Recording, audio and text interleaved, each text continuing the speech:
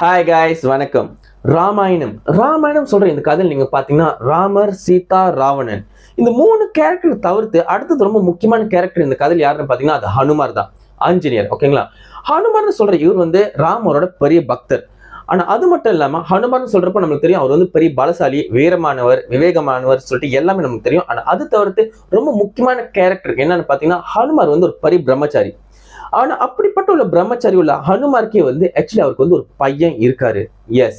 So ஹனுமாருக்கு எப்படி ஒரு பையன் இருக்க முடியும்? அவர் ஒரு பிரம்மச்சாரி, எப்படி அவருக்கு பையன் இருக்க முடியும்? அண்ட் அப்படி உள்ள பையன் யாரு? அவர் எப்படி அவருக்கு பையன் பிறந்திருக்காரு? ஸோ இதெல்லாம் தான் இன்னைக்கு இந்த வீடியோ நம்ம பார்க்க போறோம். ஸோ வாங்க வீடியோக்குள்ள போகலாம். ஆனா அதுக்கு முன்னாடி அப்படி நீங்க சேனல் சப்ஸ்கிரைப் பண்ணலாம், இப்பயே சப்ஸ்கிரைப் பண்ணிருங்க. அப்புறம் இந்த மாதிரி புது வீடியோ அப்டேட்ஸ்லாம் உங்களுக்கு கிடைச்சிட்டே இருக்கும். ஓகேங்களா? ஸோ வாங்க வீடியோக்குள்ள போகலாம்.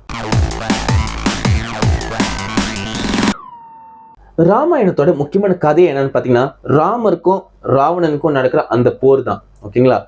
சோ இப்படிப்பட்ட ஒரு சூழ்நிலை என்ன நடக்குது பாத்தீங்கன்னா, ஒரு நாள் ராவணன் ரொம்பவே தோக்குற ஒரு நிலைமைக்கு அவர் தள்ளப்படுறாரு.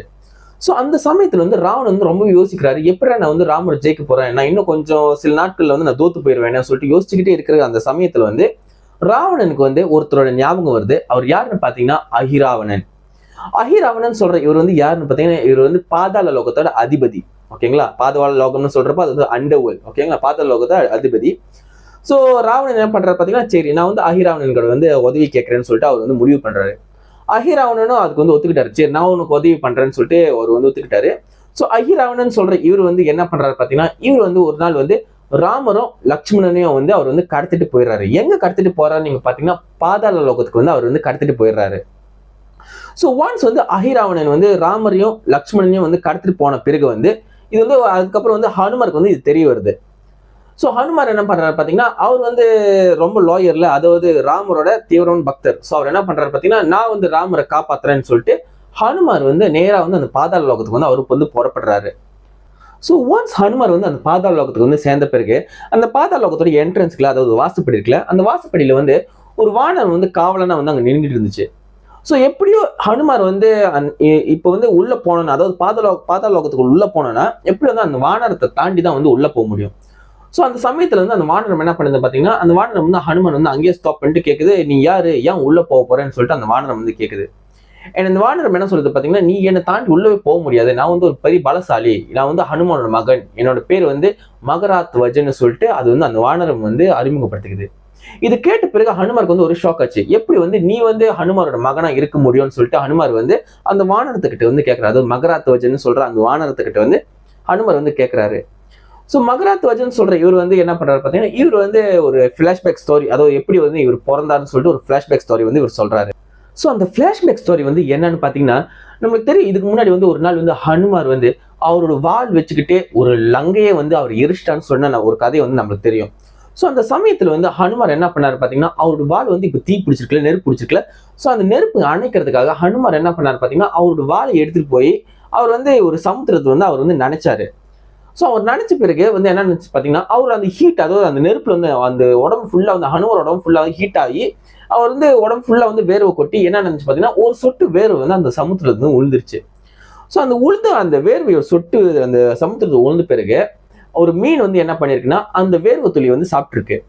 சோ அந்த வேர்வை துளி சாப்பிட்ட பிறகு அந்த வேர்வை துளி அந்த மீனுக்குள்ள ஒரு கருவா உருவாயிருச்சு. சோ அந்த கருவா உருவான பிறகு அந்த கருவா உருவானது பையன் தான் யாருன்னு பாத்தீங்கன்னா மகராத் வஜன். ஓகேங்களா?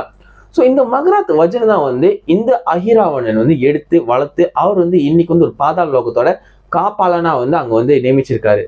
சோ இதுதான் எப்படி மகராத் வஜன் உருவான கதைன்னு சொல்லிட்டு மகராத் வஜன் இப்போ ஹனுமாருக்கு அவர் சொல்றாரு. சோ பேசிக்கலி சிம்பிளா சொல்லணும்னா, ஹனுமாரோட வேர்வை துளியில இருந்து பிறந்தவர் தான் இந்த மகராத் வஜன். சோ ஒன்ஸ் மகராத் வஜன் அந்த பிளாஷ்பேக் ஸ்டோரி எல்லாம் சொன்ன முடிஞ்ச பிறகு அதுக்கப்புறம் தான் ஹனுமார் அவரை இன்ட்ரோடியூஸ் பண்ணிக்கிறாரு, இது மாதிரி நான் தான் ஹனுமான்னு சொல்லிட்டு. அண்ட் அதுக்கப்புறம் ஹனுமார் மகராத் வஜன் கிட்ட உத்தரவு கேட்கிறாரு, என்ன உள்ள போக வேண்டிய, இந்த பாதாள லோகத்துக்குள்ள உள்ள போக வேண்டிய.